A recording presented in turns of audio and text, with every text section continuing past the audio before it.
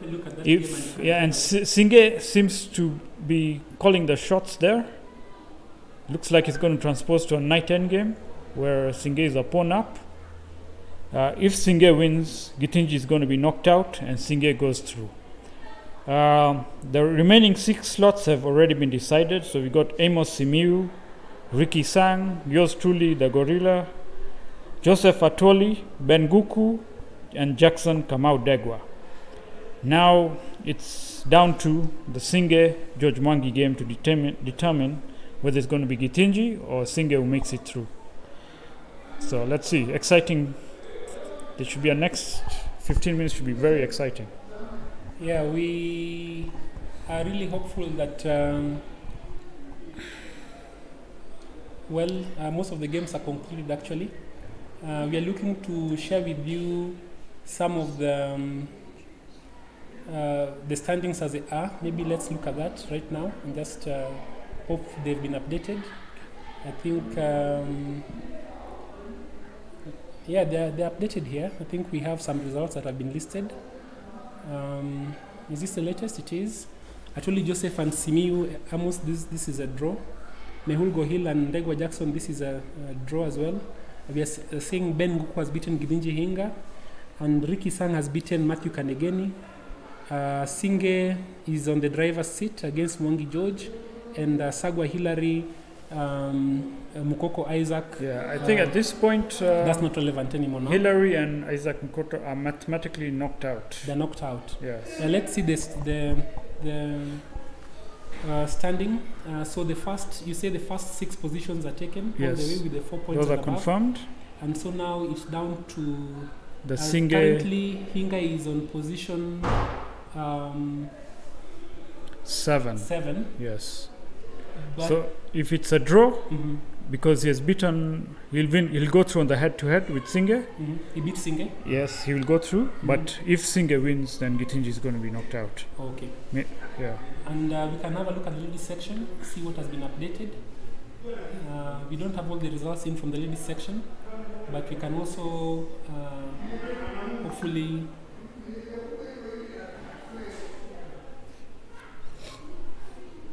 Just one moment. Yeah, here we are. And the ladies section, if we have the results.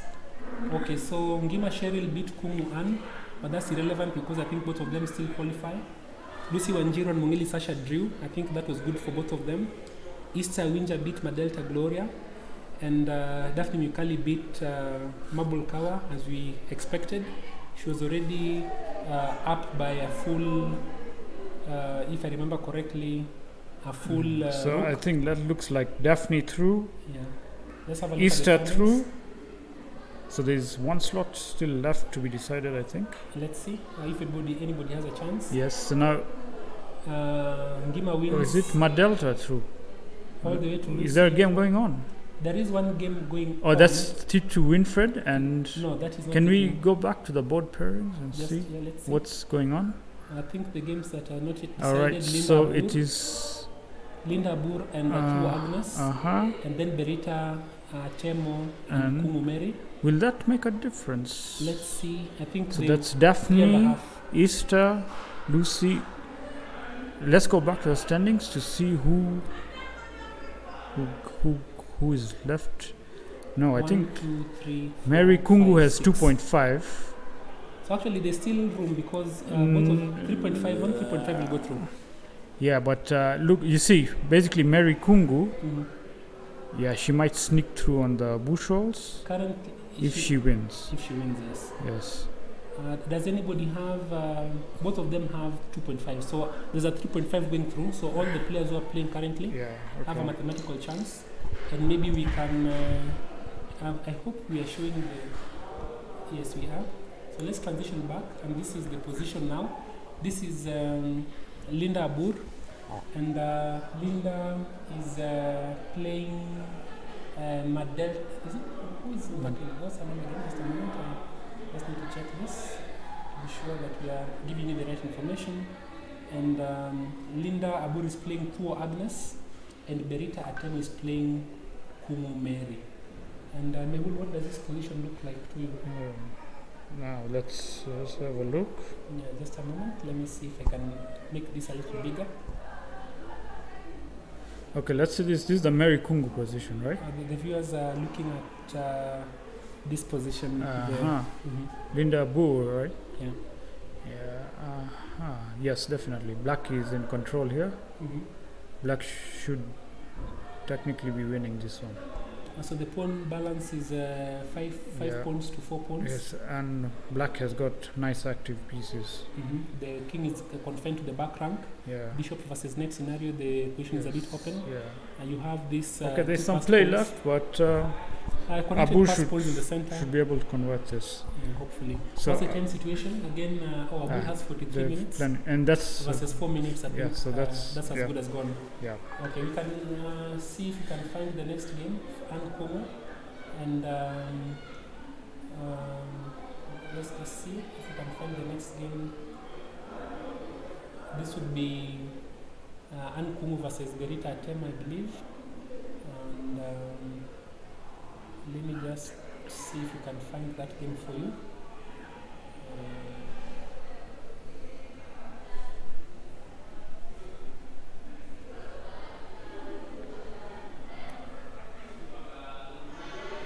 Yeah, so interesting tournament so far.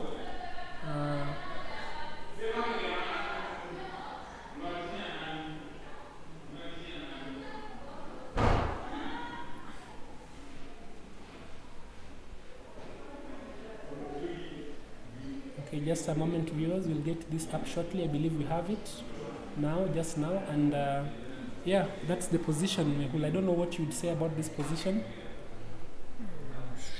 Well, white looks in bad shape. I think Berita is definitely calling the shots here, which means Mary Kungu's chances look likely to go up in smoke. Yeah. Yep. And essentially the bishop is really bad where it is. Yeah, so I think Madelta should be going through. If well, Mary so Kungu now we'll can't. have 3 people tied on 3.5 points. And Madelta looks the best on the bush rolls and so on. I can't remember what the head-to-head was, so we wait to see how that plays out. Yeah, but Mary Kungu looks likely to lose this.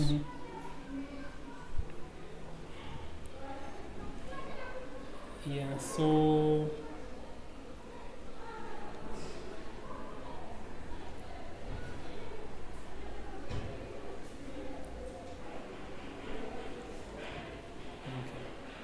it doesn't look very good for Mary Kungu right now. Yeah, I think she's being knocked out. Yeah, because it's not. It's actually very hard to lose this position as black. Yeah, you have to go through some serious effort. What we didn't. What's the time situation? I don't know if the viewers can see the time from where they are. What's the time situation in this board? Can we tell from here? Black has sufficient time. Yeah, Mary Kungu is down to her last 5 minutes. Yeah, it's not fun. Okay, so lost on the clock and lost on the board. On the board as well. Yeah, so that doesn't look very nice. We can. I think we are able to just look at once again the video that we had from the last few minutes. See if this would be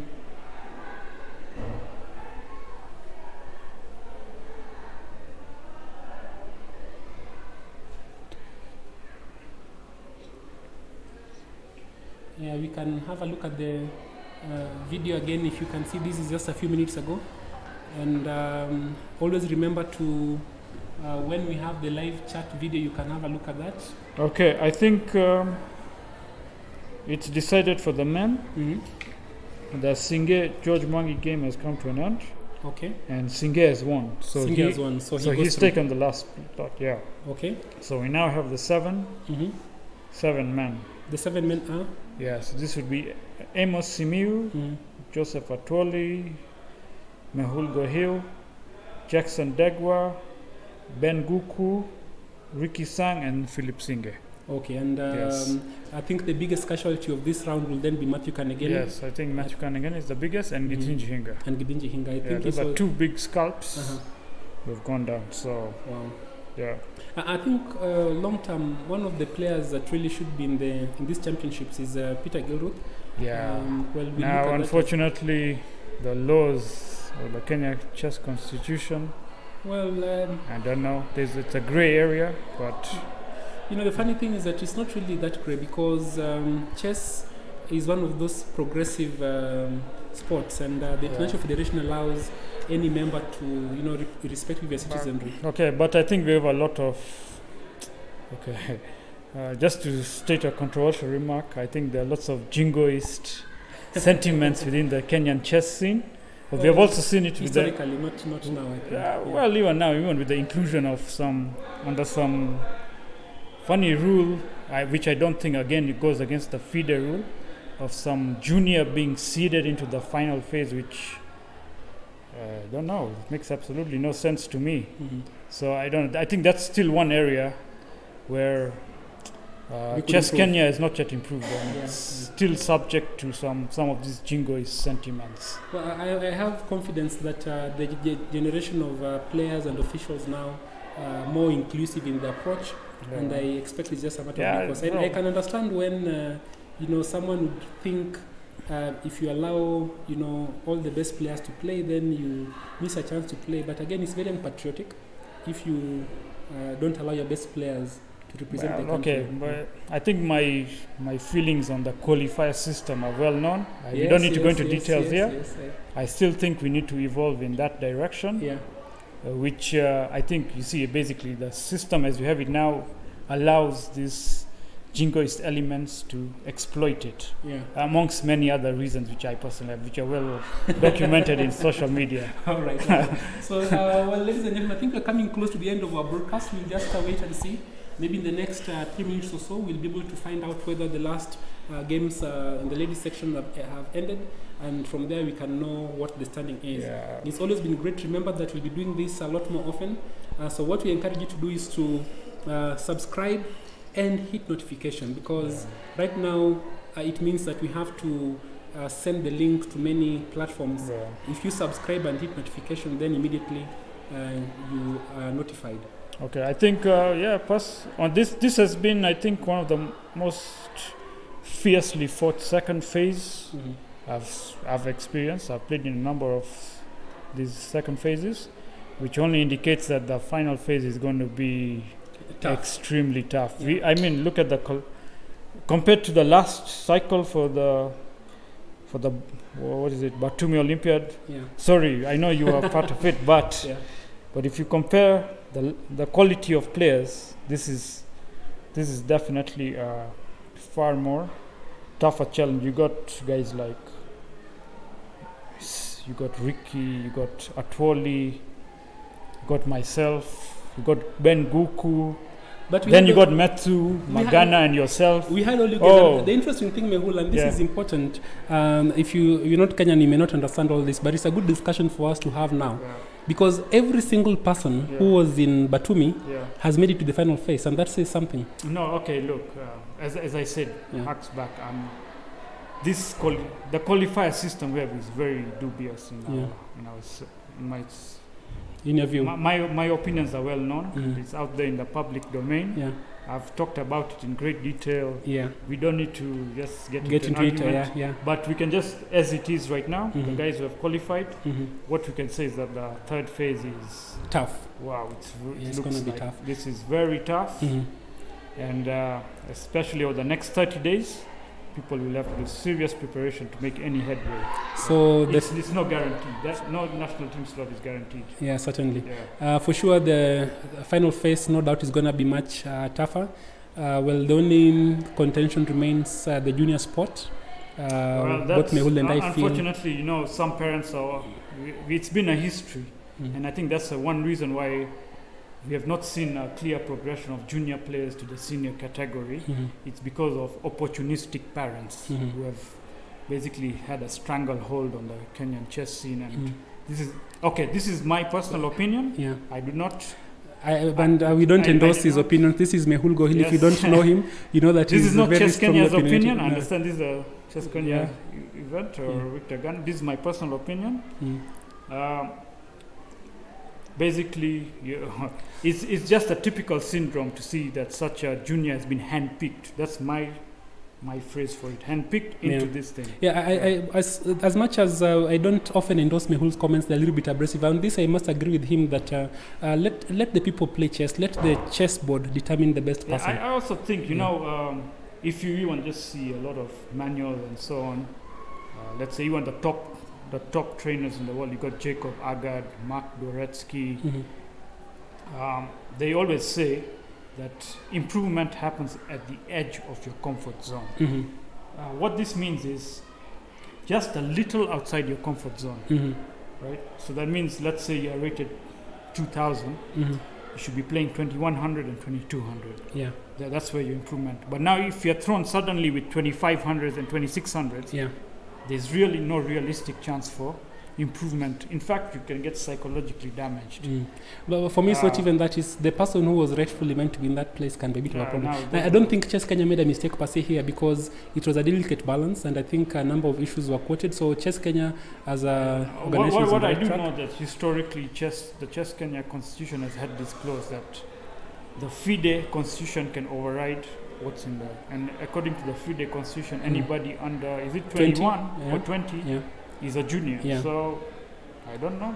Well, it's all right. There were many lessons to learn, but nonetheless, one thing we know is that chess in Kenya is growing, chess in Africa is growing, and one of the advantages we've had is that with globalization, access to resources you didn't have is now there. YouTube videos, chess-based videos, you can get books online, and within a few days you have access to these things. In fact, me as a senior, I've had to change my style, because what's happened is, especially access to tactics training, you find what I call gazelles, which I am currently now. But I'm trying to, I think with this tournament, I'm trying to improve my rating and get out of that gazelle zone.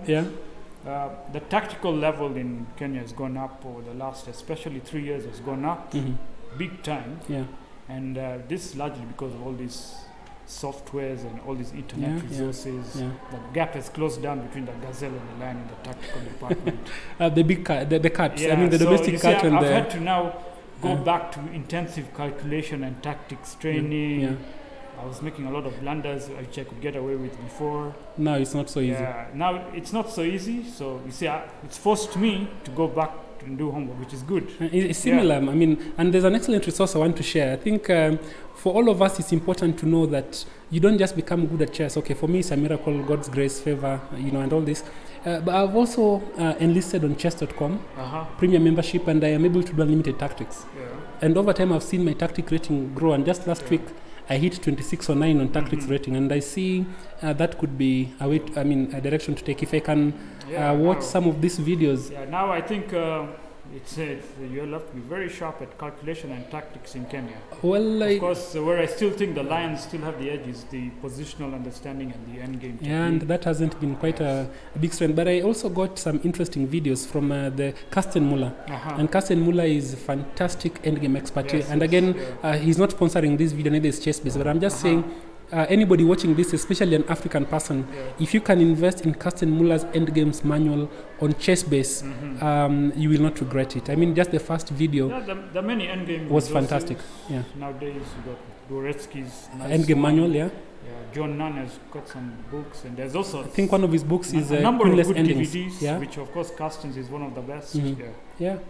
All right, so we'll take a very short break, and when we come, I think we'll go through the last section just to see how the games have gone. We may bring in a player or two for an interview, and hopefully you've enjoyed the show. So this is something we've been trying to work out. My name is Dr. Victor Ngani. I'm one of the long-term chess players. This is Gorilla Mehul. Both of us, have been looking at this game. So we will improve in certain areas. This is the first time that we have this kind of a broadcast. We've tried live broadcast before, but this kind of setup where we sort of do a semi-professional transmission, it's really our pilot process, and hopefully you've enjoyed some of the views, albeit with the delays in some of the live feed. Not to worry, you already have in mind the best way to make that work differently, and hopefully in the next tournament you will see live boards, and we'll probably have multiple cameras set up, and this whole process will be much better. And so don't forget to subscribe and hit notification. I'll say this again and again. We have to make chess popular, and this is by bringing everybody in on board. We'll simplify our language a little bit, explain some of the smaller concepts so that everybody in Kenya and in Africa is playing chess, and we change this narrative where sub-Saharan Africa in particular is not making any, we haven't made enough headway in the global scene. We have to have 20 Africans, sub-Saharan Africans, in the top 100 in chess, and this is possible in the next 5 years, of course. By the way, now we got somebody in the Amin Bassem, top 35.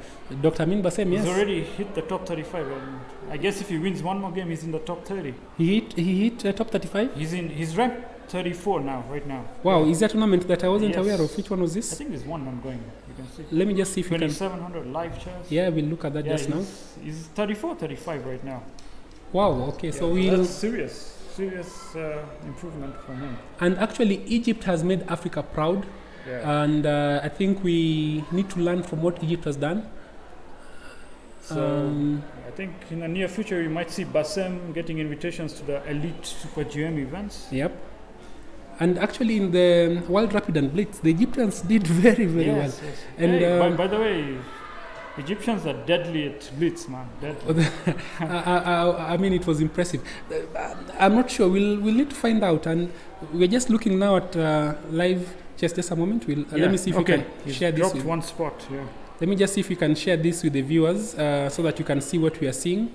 It's not fair that Mehul and I should marvel at what this is without you guys also enjoying the view. So maybe you can see this. This is another great initiative. I think this was done by Polga. Yes, that's right. Susan Polga. Yes, that's right. So, and this has been one of the great resources for chess, together with chessresults.com, chessbase, and allchess.com. All these guys have done a fantastic job bringing chess and inspiration to many Kenyans. And so, of course, Carlsen is back up, having gained a couple of elo points from the recent Tata Steel chess tournaments.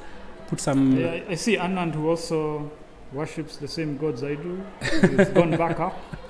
Yeah, single point. A bit of his rise, I think, has to do with who is this? Mamedyanov dropped below 2,800 for the first time in a couple of months. He really Ding had Liren is really coming up. Bad tournament. Ding Liren has been very, very Chinese consistent. Revolution, huh? And I must say, Ding Liren is one of the humblest guys you'll ever meet. Okay, I've not met him. He had a broken leg in the Olympiad in Batumi. Yeah. And at the airport, we are all excited seeing all these great guys.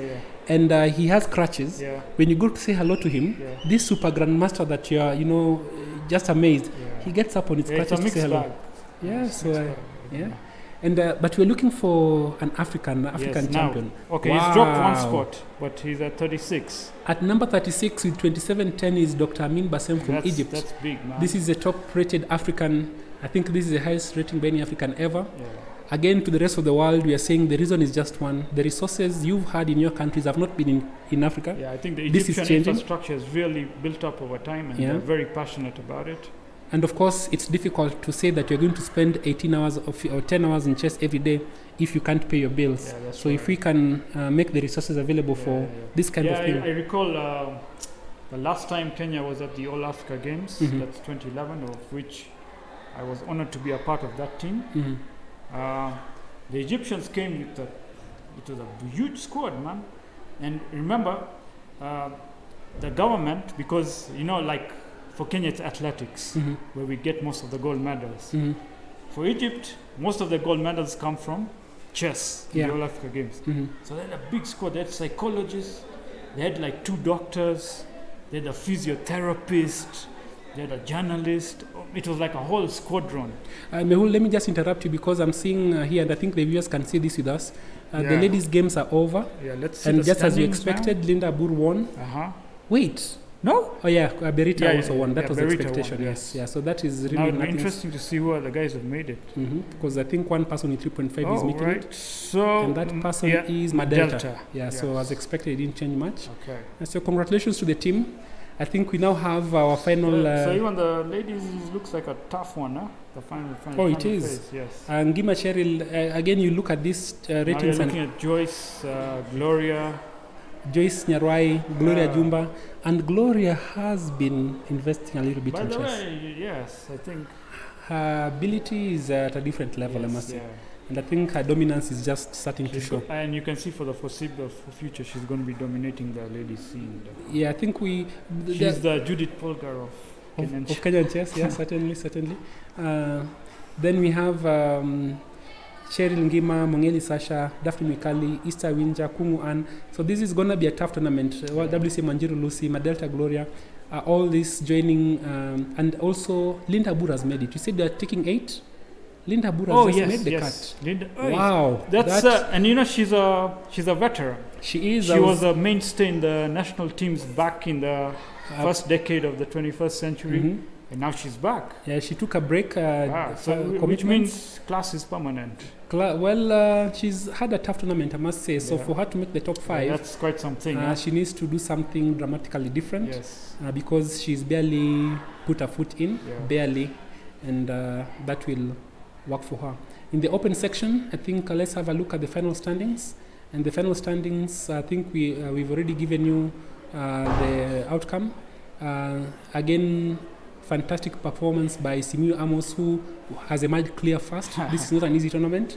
And then Singe Philip coming in second. But there's some jinx. I think you'll notice it for the last 5 or so final phases. I think it's like the guy who finishes first in the second phase always ends up not making it to the national team or something. There's some like specific jinx around it. Yeah. Oh well, it's going to be to the past final phase is extremely tough, I must say. So Of course, now we are looking at the superstitious elements. Well, let's hope. There's a close correlation between chess players being superstitious and. Famous guys include Kasparov, who is very superstitious. Really? What is his superstition? He's got his number 13 and so on and stuff.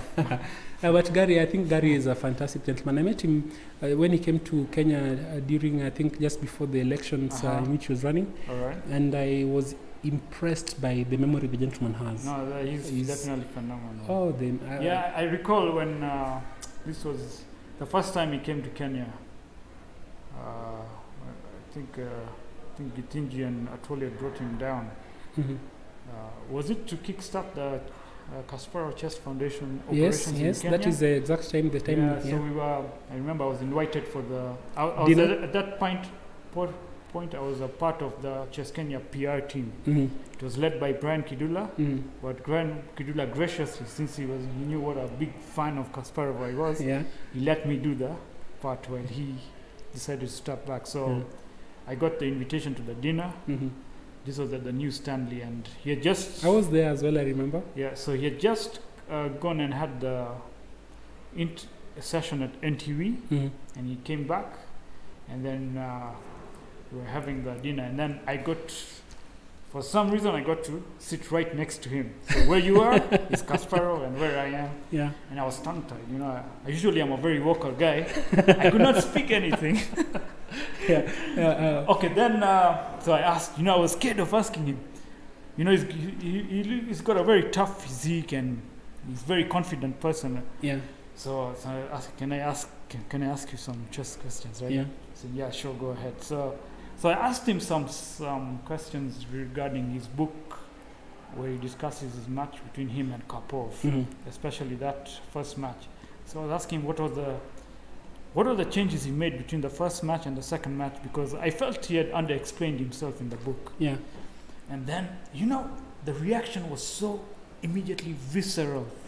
It was like, just, you know, like, he talked about it with such passion. I thought it was just a normal question. You give me like this, you know, ad-libs, just normal. You know, we really shouldn't even be mentioning his name because they're a different level. But you know, Garry Kasparov is so invested emotionally in what he does. Man, he was like talking so passionately. It was just maybe 10-minute discussion on what changes he went through.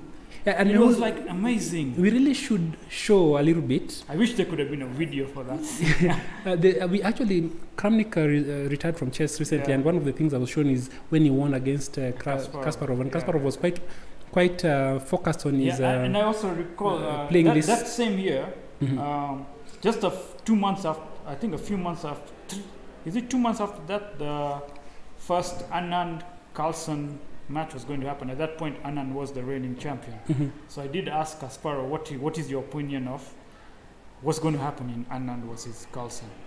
He was just point blank, Carlsen is going to crush this dude. Yeah. I asked him why.